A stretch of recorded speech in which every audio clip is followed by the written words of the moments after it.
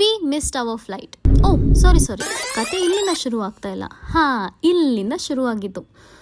Departure ಟೈಮ್ಗಿಂತ 4 hours ಮುಂಚೆನೇ ಏರ್ಪೋರ್ಟಲ್ಲಿ ಇರಬೇಕು ಅನ್ನೋಂಥ ಇಂಡಿಯನ್ ಪೇರೆಂಟ್ಸ್ ಥಾಟಿಂದ ನಾವು ಬೇಗ ಹೋಗ್ಬಿಟ್ಟು ಫುಡ್ ಲಾಂಚಲ್ಲಿ ಒಂದು ಲೈಟ್ ಡಿನ್ನರ್ ಮಾಡಿಕೊಂಡು ಹೋಗಿ ನೋಡಿದ ತಕ್ಷಣ ನಮಗೆ ಗೊತ್ತಾಗಿದ್ದು ಫಸ್ಟ್ ಟ್ವಿಸ್ಟ್ ಏನು ಅಂತ ಹೇಳಿದ್ರೆ ನಮ್ಮ ಫ್ಲೈಟ್ ಡಿಲೇ ಆಗಿತ್ತು. Yes, after 2.5 hours we boarded ಆ flight and we reached Vietnam Ho Chi Minh ಸಿಟಿಗೆ ನಾವು ತಲುಪಾಯಿತು. ಬಟ್ ಇಲ್ಲಿ ನಮ್ಮ ಸೆಕೆಂಡ್ ಟ್ವಿಸ್ಟ್ ಬರುತ್ತೆ. ಐ ಥಿಂಕ್ ಎಲ್ಲ ಕಡೆಯಲ್ಲೂ Ho Chi Minh city immigration is the worst ಅಂತ ನನಗನ್ಸಿದ್ದು. Due to that immigration process 2.5 hours delay ಆಗಿರೋದ್ರಿಂದ we missed our connecting flight to Hanoi.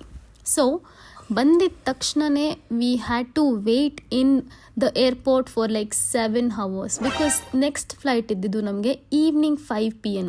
And airport ಎಲ್ಲ ಸುತ್ತಿ ಆದಮೇಲೆ ಒಂದು ಮೂವಿ ನೋಡಾದಮೇಲೆ later after spending so much time in airport we boarded our plane to Hanoi. Yes, finally we reached Hanoi. And ಮುಂದಿನ ಭಾಗ next ವಿಡಿಯೋನಲ್ಲಿ.